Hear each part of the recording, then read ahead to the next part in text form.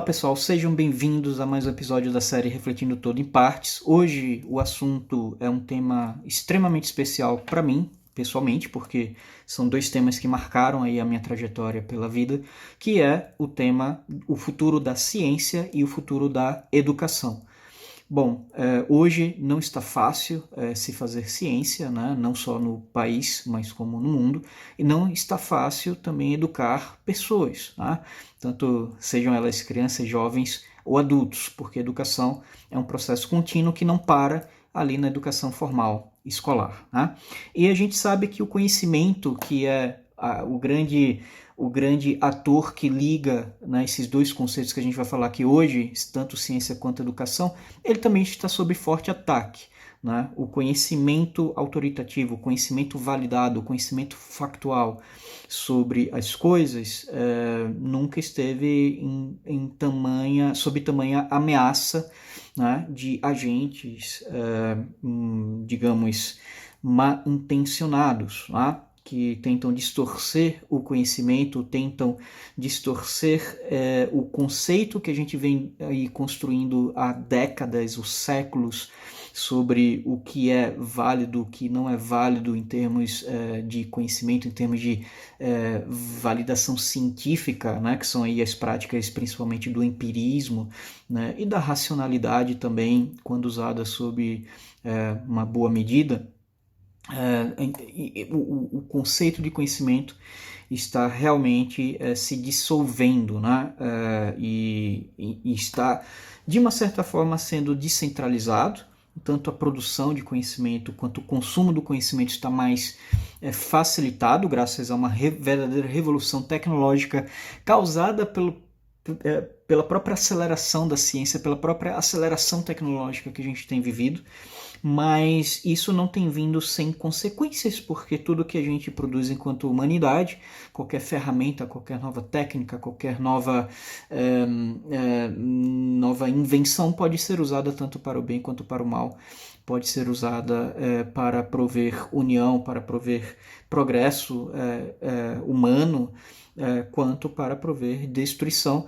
Um grande exemplo aí, toda a história do desenvolvimento da bomba nuclear, a descoberta, né, das forças nucleares fraca e forte, das interações atômicas, forças de fusão nuclear, que em última instância foram aí o CERN, né, aliadas a novas tecnologias de simulação computacional, aliados a novos avanços em física teórica e em engenharia nuclear, foram responsáveis por alguns desastres aí que marcaram a história da humanidade.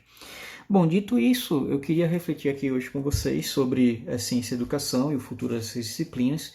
Em primeiro lugar, começando por ciência, né? Se a gente for parar para pensar o que é ciência, bom, existe um problema que é conhecido como o problema da demarcação. É um debate muito antigo que tenta separar a ciência, né, de outros conceitos, de, por exemplo, filosofia, ou artes, ou literatura, né, e o que é que se constitui como cientificamente válido. Isso é um debate de longa data, mas que, no entanto, nos dias modernos está relativamente superado com a institucionalização da ciência. Hoje nós temos institutos que praticam ciência, né? Nós temos disciplinas de ciências experimentais, nós temos disciplinas de ciências naturais, teóricas, né, aplicadas.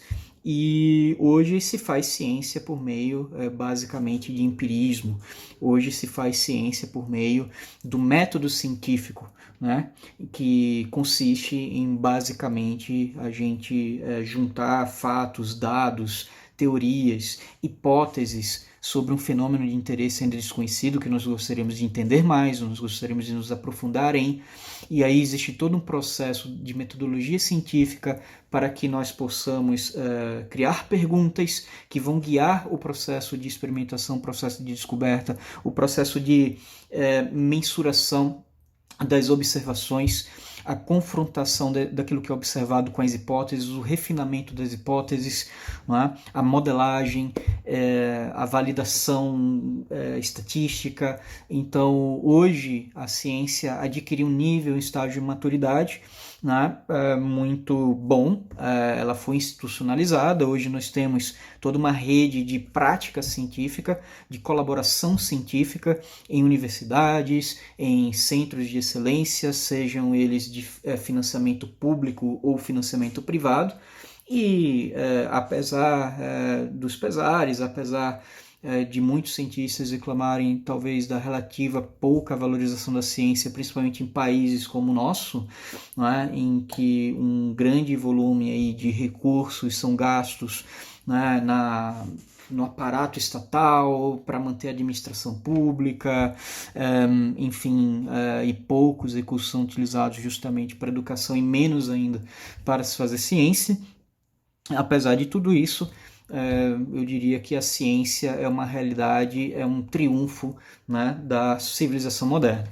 Educação não é diferente. Creio que,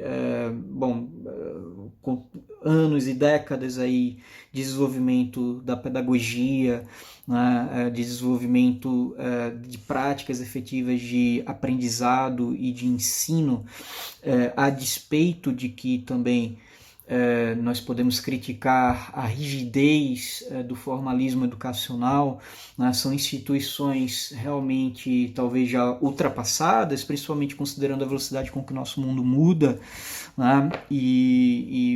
Enfim, muitas práticas educacionais, sem sombra de dúvidas, precisam ser atualizadas.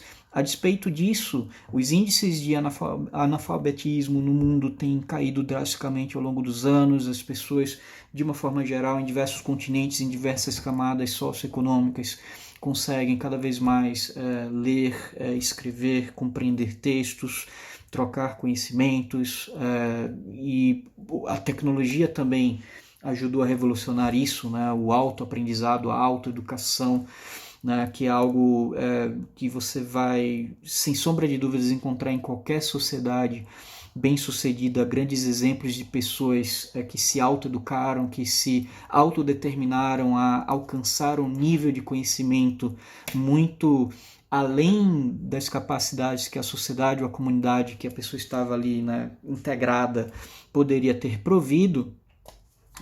Então eu diria que da mesma forma a educação é um empreendimento bem sucedido. Mas hoje nós vamos discutir sobre o futuro dessas disciplinas, né? E começando pela ciência, eu diria que eu queria destacar 3 aspectos, né, que eu gostaria de ver acontecendo e queria refletir aqui com vocês sobre o que é que isso significa, né,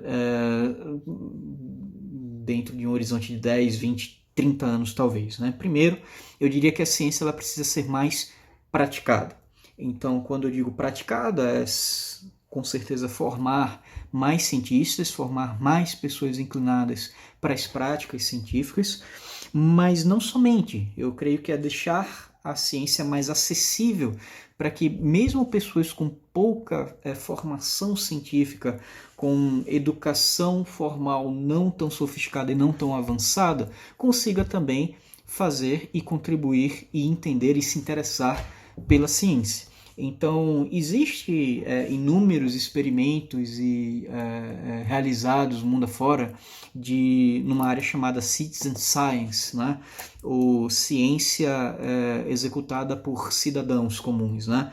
Então, muitas vezes, quando os cientistas se deparam com um problema muito complexo, em que o financiamento da pesquisa é limitado, os instrumentos são rudimentares, nada melhor do que contar com um cidadão, né, comum, que está ali na sua casa, mas que se interessa por ciência e que gostaria de ajudar e contribuir para o progresso da ciência, né, recorrer ao cidadão comum para ajudar na coleta de dados, na produção dos dados, na interpretação dos dados. Então, muitos experimentos crowdsourcing, né, ou baseados na sabedoria aí das multidões, têm sido realizados. Então são pessoas que muitas vezes são até pagas, né?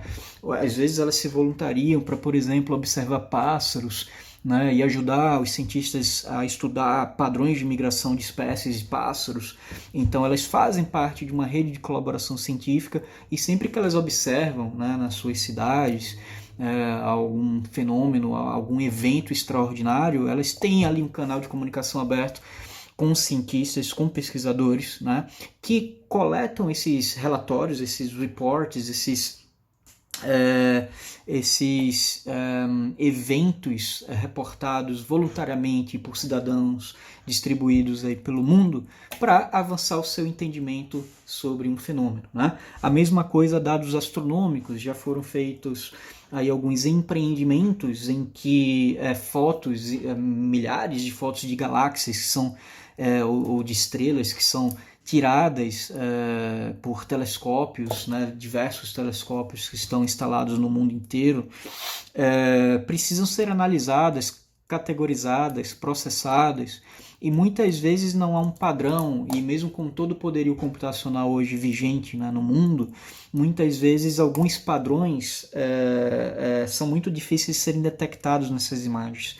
E o cérebro humano ele é muito efetivo em conseguir detectar padrões, formas geométricas, né? E nós somos muito bons nisso. E muitas vezes os cientistas recorrem dentro de projetos, né, de ciência participativa ou participatória, e esses dados também são anotados ou anomalias são detectadas, e muitas vezes o cidadão médio, comum, sem tanta formação científica, acaba sendo um ator, não coadjuvante, mas um ator principal na prática da descoberta científica.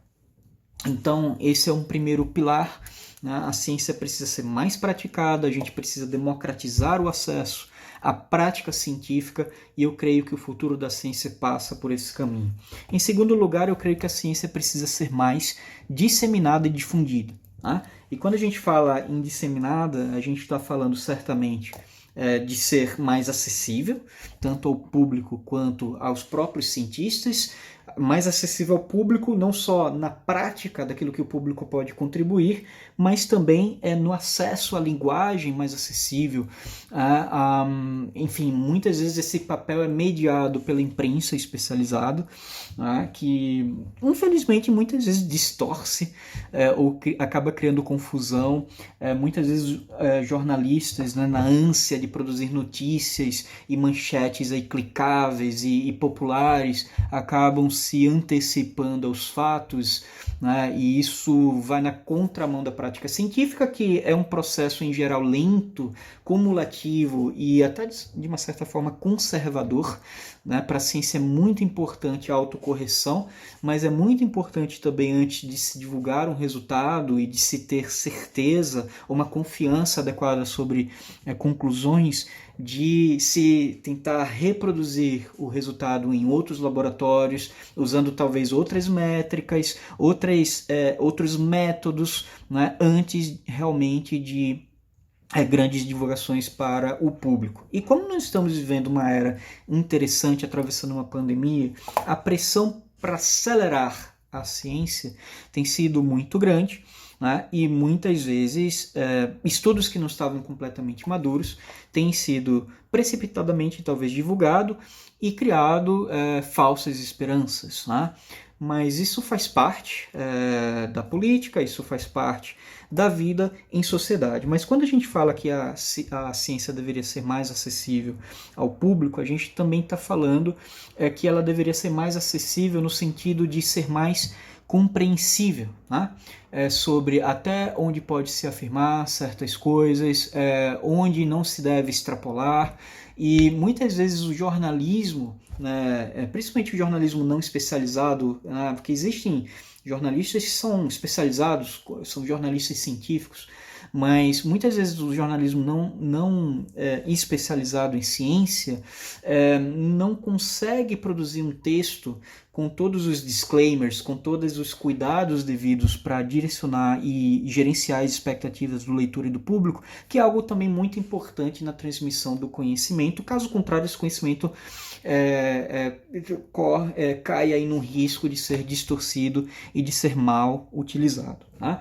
Bom, acessível também a outros cientistas, né? E a gente deve lembrar que existem grandes centros de excelência de prática científica no mundo, né? Então, se você fizer recortes em disciplinas específicas, por exemplo, se a gente for falar da minha disciplina, que é a ciência da computação, certamente eu colocaria aí os americanos como um dos grandes berços, né, da ciência da computação hoje no mundo, centros de excelência, os britânicos também, Alan Turing, né, o criador, o pai da ciência da computação, era um matemático britânico, né, John von Neumann, um imigrante americano, e hoje não é muito diferente.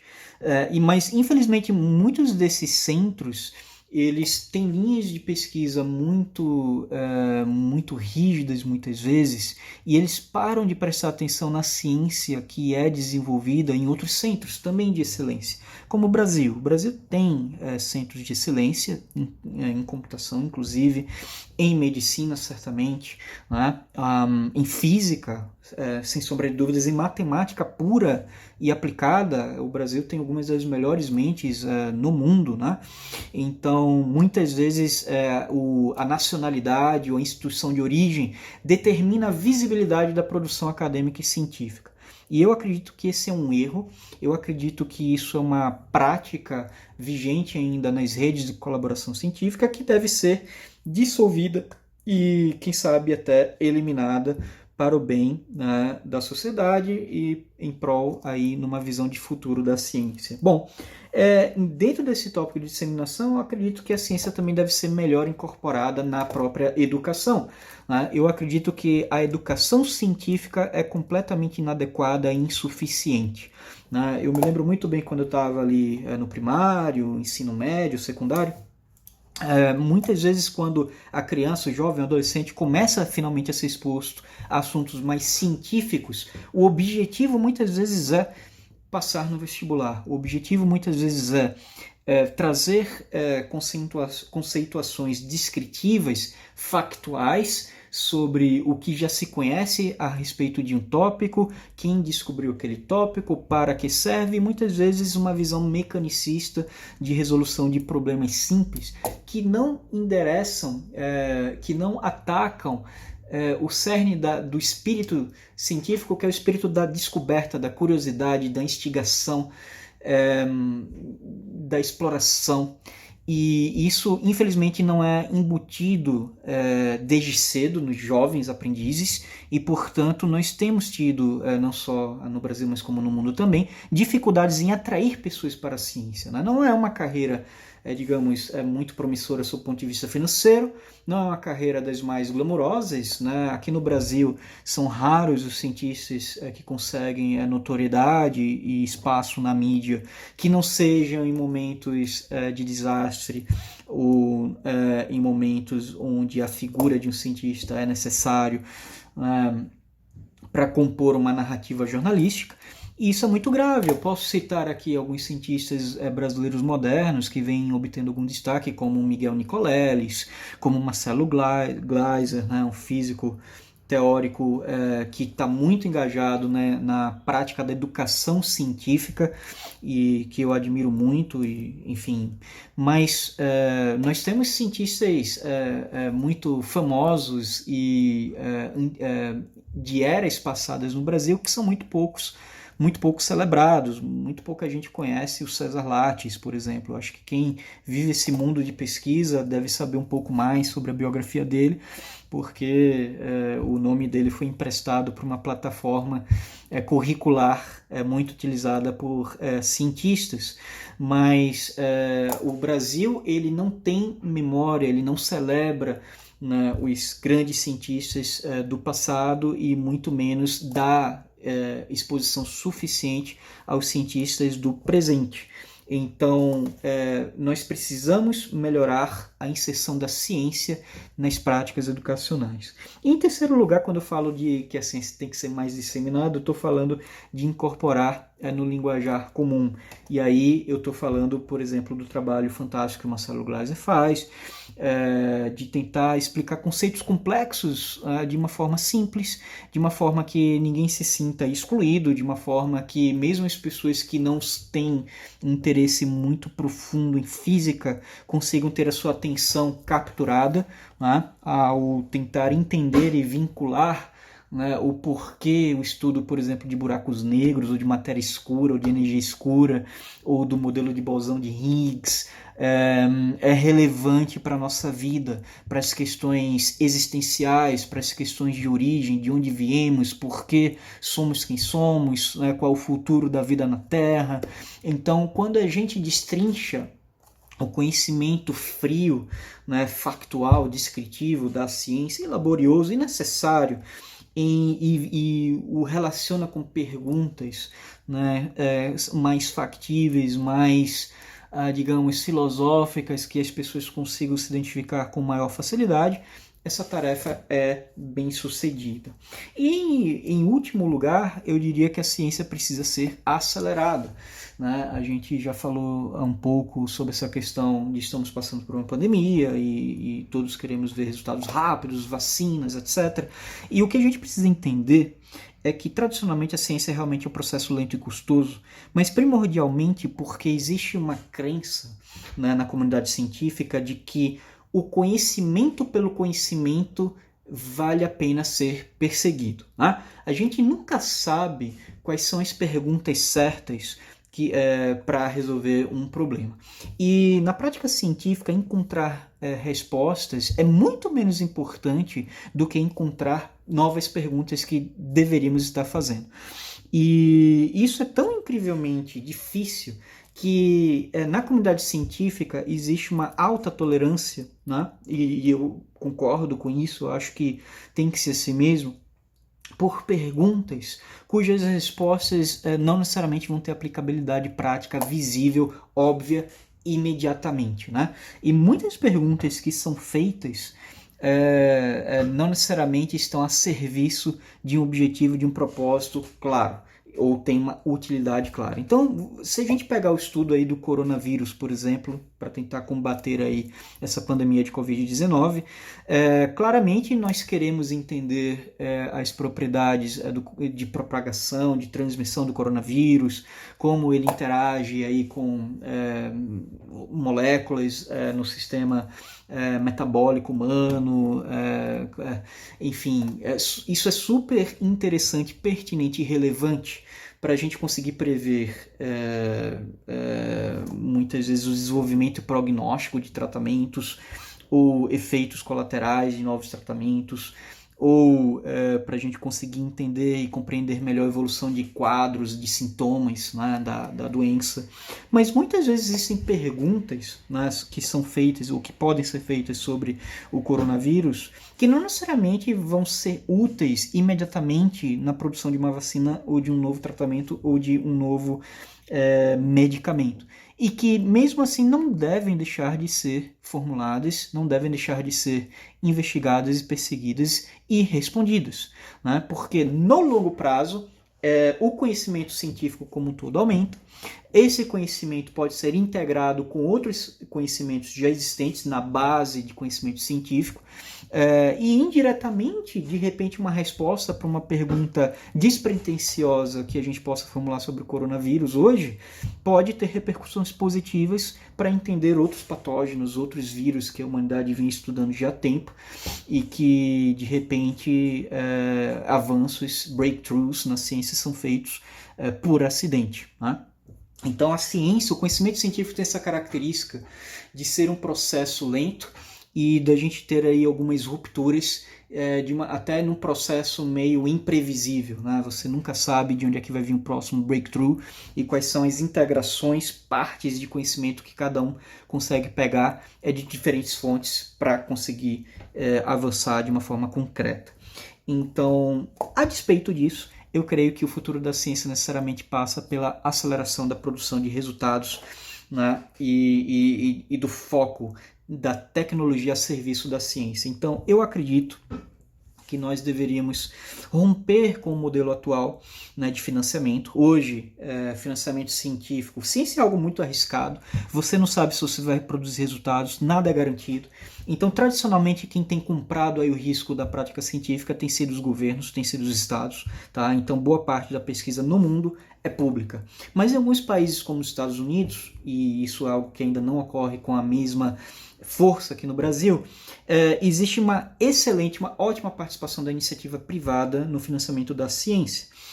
Muito embora em algumas áreas os militares, o Departamento de Defesa e Estudos Avançados, o americano DARPA, continua sendo o principal fornecedor de recursos para a ciência, empresas tradicionalmente têm investido, têm patrocinado bolsas de doutorado, têm encomendado pesquisas às universidades ou simplesmente têm contratado mestres e doutores para serem cientistas e pesquisadores na indústria. Isso é algo que, infelizmente, aqui no Brasil ainda não ocorre com tanta força como eu falei, mas é algo que precisa acontecer, né? Mas para que a gente acelere esse processo de financiamento, seria muito interessante, né, se, da mesma forma como algumas iniciativas têm ocorrido no mundo de financiamento, de crowdfunding, né? Então, por exemplo, eu não sei quantos de vocês conhecem aqui, por exemplo, um site chamado Kickstarter, mas basicamente se você tem uma nova ideia de um produto, né, você tem vários caminhos. Você pode tentar criar uma startup, você pode tentar criar uma empresa, você pode tentar patentear essa ideia e vender sua ideia para alguma empresa que irá se interessar por isso. Será um sonho de algumas pessoas, principalmente há décadas atrás. Hoje em dia isso é muito difícil de ser feito, mas o fato é, o Kickstarter ele ajuda a acelerar a produção de produtos aí inovadores por meio, né, de financiamento. Então você vai lá, gostou da proposta, você coloca dinheiro do seu bolso em troca de benefícios, por exemplo, um acesso mais imediato sobre as primeiras versões do produto, ou brindes ou descontos especiais, etc. E muitos novos produtos na economia digital têm sido criados dessa maneira. Da mesma forma, eu acredito que a ciência poderia se aproveitar de um financiamento mais descentralizado. Dessa forma, os cientistas, tanto aqueles que estão sob instituições tradicionais quanto aqueles que são mais independentes, poderiam e deveriam se aproveitar desse tipo de financiamento. O grande problema é que, como a ciência é um processo muito custoso, de longo prazo e errático, então essa gratificação de curto prazo, né, promovida por uma ferramenta, uma plataforma como Kickstarter, ela não vai estar lá, né, porque você que está financiando ali um projeto científico, você não vai ver de repente tanta utilidade e benefício seu no momento. No entanto, eu creio que para as pessoas que têm um pensamento mais de longo prazo, muitas vezes uma grande vantagem, um grande byproduct, um grande produto, né, marginal ali da prática científica é a produção do conhecimento, a formalização de conhecimento que não existia antes e a produção de dados, muitas vezes. Então, muitas vezes pode ser interessante você financiar a ciência ou empreendimentos científicos para ter early access, né, a dados, a conhecimentos que você pode se beneficiar e usar tanto para o seu uso pessoal, né, quanto para o uso, se você é empresário e você gostaria de ter mais validação científica e mais dados para balizar a sua tomada de decisão.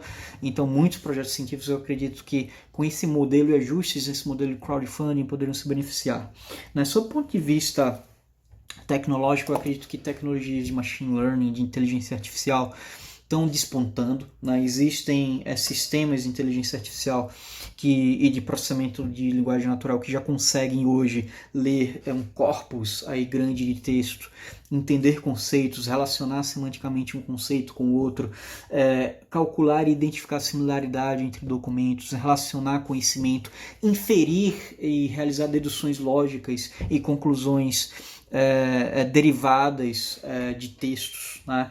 Conclusões que não estavam presentes ali, imediatamente acessíveis naquela base de conhecimento. Então, hoje a gente está entrando no estágio de maturidade tecnológica que literalmente as máquinas estão começando a ler a biblioteca científica, né? E vão começar a auxiliar os pesquisadores cientistas no mundo inteiro a descobrir findings, resultados relacionados com seus próprios interesses, seus próprios objetivos de pesquisa, mas que por um motivo ou outro, porque aquele resultado foi publicado em periódico ou em um artigo científico mais obscuro ou numa instituição de menos reputação, por um pesquisador de menos renome, ficou despercebido, não chamou a atenção da comunidade científica e, no entanto, é um conhecimento válido, digno de ser explorado e às vezes era a peça de um quebra-cabeça que faltava para um breakthrough científico. Então eu acredito e eu enxergo que tecnologias exponenciais como inteligência artificial e aprendizado de máquina vão ajudar a acelerar cada vez mais a ciência. E para finalizar, falando um pouco de educação, também novamente a educação precisa ser reinventada, passar aí por uma verdadeira revolução.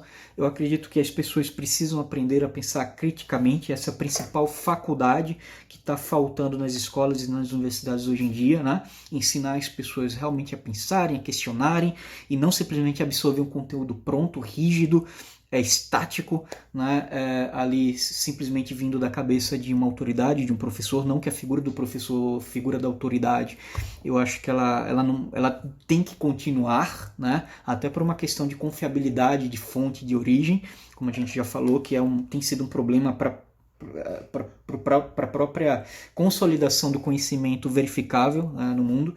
Mas, dito isso, eu creio que a educação precisa passar, semelhantemente ao processo de descoberta científica, por uma revolução no sentido de que as crianças, os jovens e os adultos precisam ser mais inquisitivos, precisam participar do processo de descoberta, né?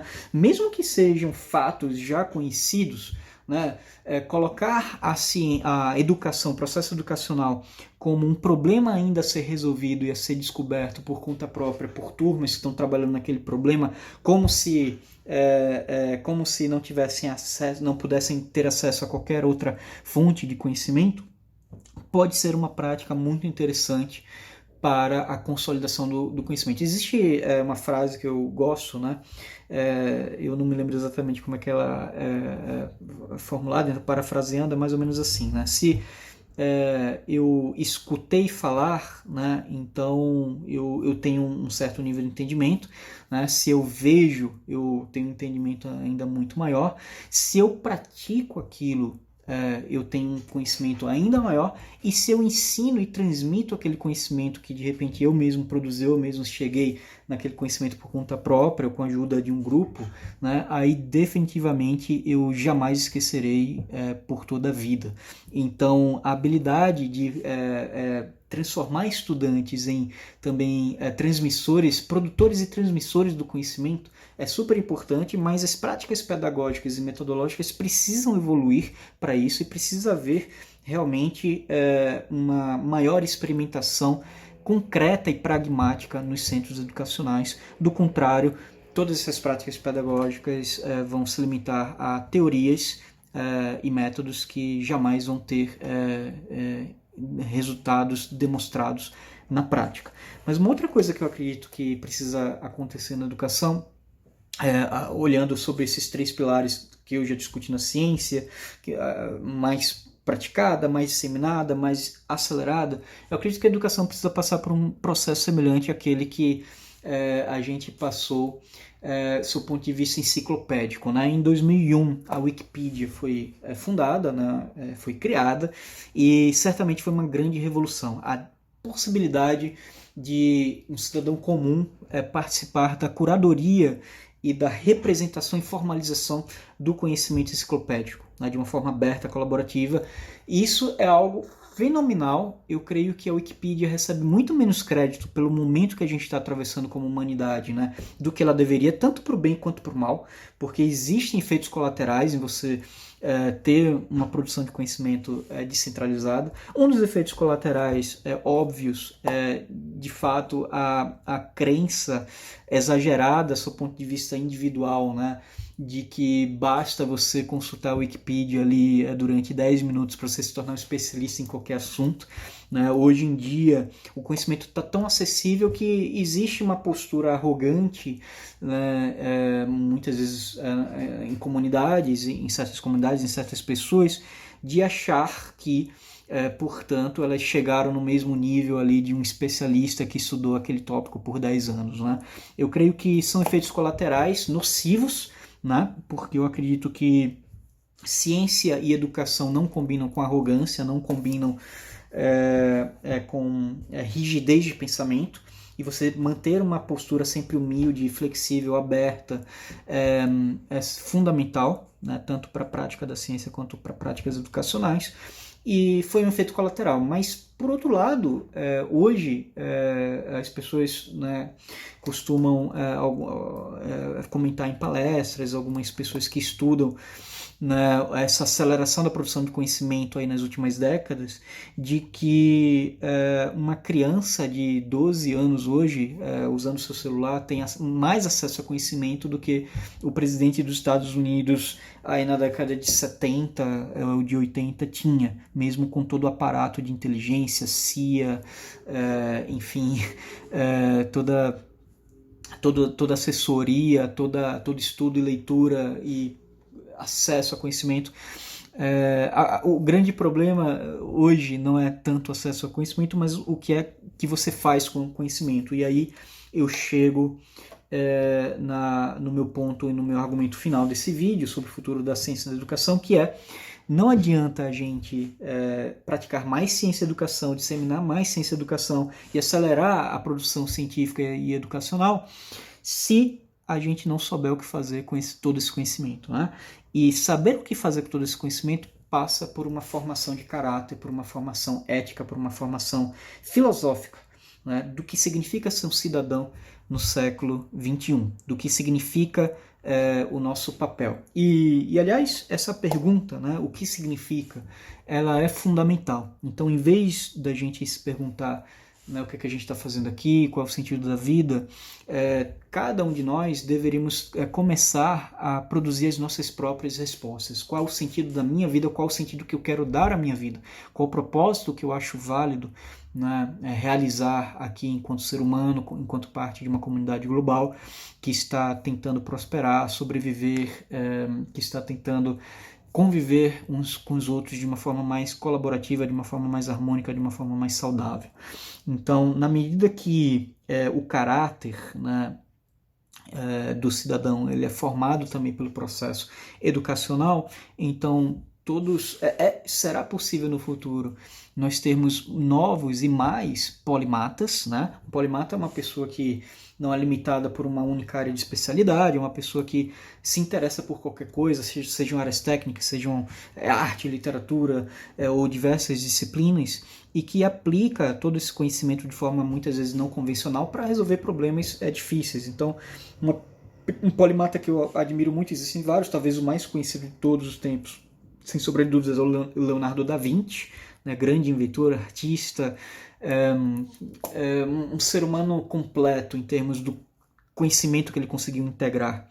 Mas o Benjamin Franklin é outro, foi diplomata, foi filósofo, inventou o para-raios, inventou a lente bifocal,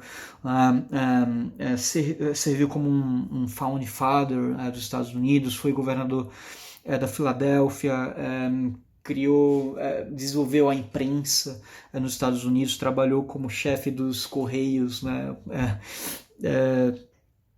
nos Estados Unidos, contribuindo para a disseminação da comunicação, de meios de comunicação por cartas naquela época, né, na falta de eletricidade. Enfim, é uma pessoa notória, e eu creio que o mundo precisa de mais polimatas, né? E os polimatas estão em extinção, estão em risco pela over-specialization, né?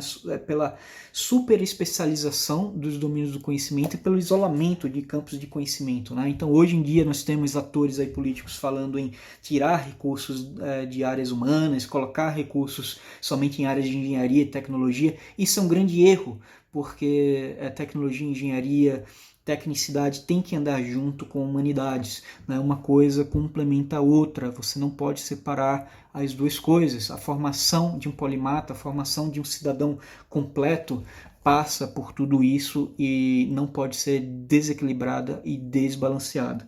Então, é assim que eu enxergo o futuro da ciência, o futuro da educação, né? Eu creio que há muito trabalho árduo a ser feito por todos nós. Agradeço a paciência de você me escutar aqui até o final desse vídeo e convido a fazer parte dessa construção. Se você quiser saber mais sobre as minhas ideias, sobre ciência, sobre educação, sobre tecnologia, coloca um comentário aqui no vídeo, manda um e-mail, entre em contato, eu ficarei feliz em debater, em discutir e ficarei feliz em colaborar com você porque eu tenho muitos planos aí pela frente. Não quero passar por essa vida, por esse mundo, sem dar uma contribuição concreta, tanto à ciência quanto à educação. Espero que você venha comigo nessa jornada. Isso aí. Obrigado. Boa noite a todos.